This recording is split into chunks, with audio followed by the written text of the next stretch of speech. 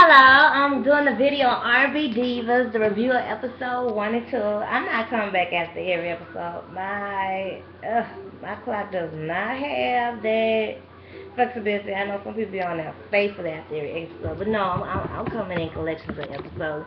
But definitely do subscribe to SOTBP Conference. Um, everything, of course, is going to be relating to, the grassroots event, um, the movement, everything, every show, everything within our community. I support R&B Divas because I love music.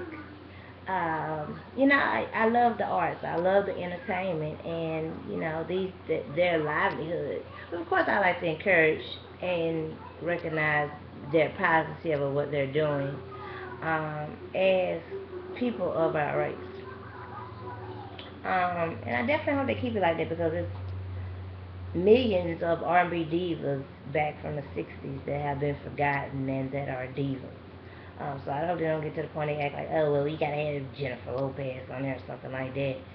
No, we need to have our own stuff. We always get disenfranchised, left out, and, we have to put a halt to that. We have to have our own stuff because, I went to a hotel and they had a surplus of Hispanic channels. They're not needing where they need to be on our stuff. We need our own, and I will be talking on today about the disenfranchisement of black-owned TV. And as you know, R&B Divas is on TV One, which is merged with a corporate company. But let me get back on to reviewing of the R&B Divas LA episode 1 and 2. Episode 1 and 2, I like to go through each character person, then go through each scene, because I'm not really into the literature like that. So, Claudette come on as more mature and grab-taking for this season. So I definitely look forward to see how this Puerto Rican tour is going to come out. I definitely look forward to Lil Mo. She a hot mess. That Breakfast Club interview she did. When she did threesomes with her husband and found out he wasn't in love with her, and then gonna talk about God. Oof. What kind of godly people you when you doing threesomes? It's different thing if you having monogamy before marriage and you're monogamous, but when you're doing threesomes and then it was somewhere I came across where she's not really even divorced from her first husband and she's not married to the second husband, so that's air rumor as far as I'm concerned. They really got an extra headline about it, but it's just a review I read somewhere, came across, heard through the grapevine. Um, then with they have a new character. Well, let me discuss previous ones.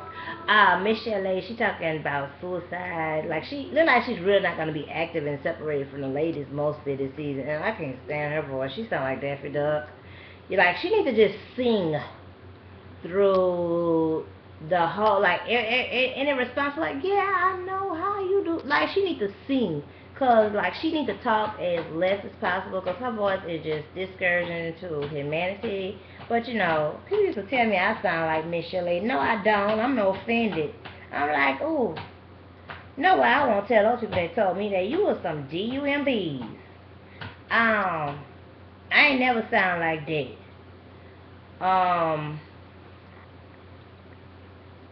So she talking about suicide. So I hope she has some other social interests and stuff like that. I hope besides suicide, and it is something that needs to be covered within our community. But black people don't commit suicide that much. This decade, we be committing suicide when we 5, 7 years old. All the stuff most of us have to go through. They do commit suicide, but it's not.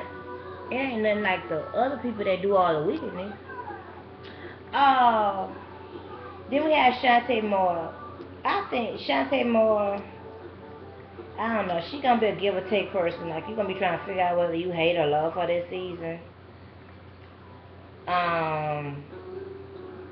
That was shady what she did. Like, you are an accessory costume jewelry singer. You only have one classic that anybody remember about you having a man. And you probably won't even sing that song today because you really just don't even almost have a man, obviously, because you just up here single. And nothing wrong with that, but she wrote and put the song out, and a lot of people's getting motivated and stuff like that. But you know, life have its season, and that was songs about. But I saw where she wanted to just have them as background singers. What is the purpose of an engineer? As much as they remove vocals, um, you know, as they say with Mary J. Blige and Faith Evans, you know, when they had studio, they remove her vocals from there. Um, what you mean you can't do the song over? And you want them to sing background and just have their name on it to get credit?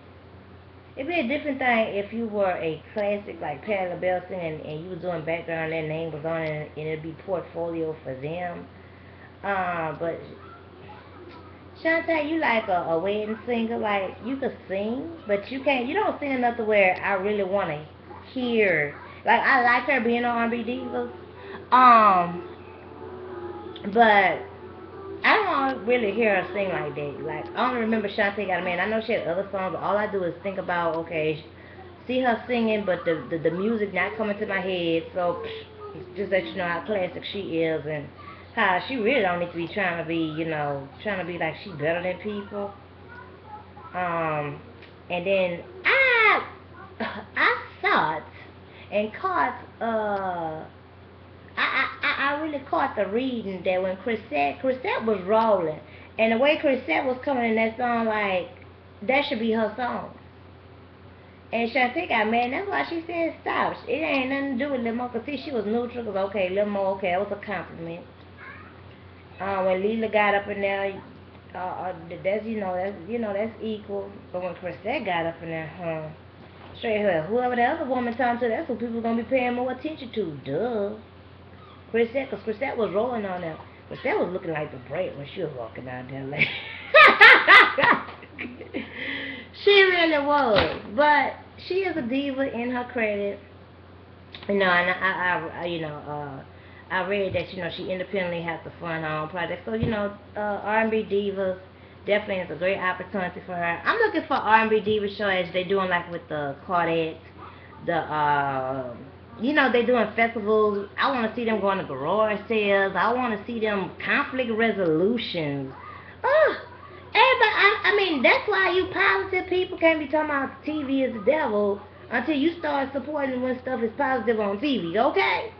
Like, I don't want to hear all that the TV is the devil. It is neutral, okay? It's whatever put on there, what you choose to watch is what it is.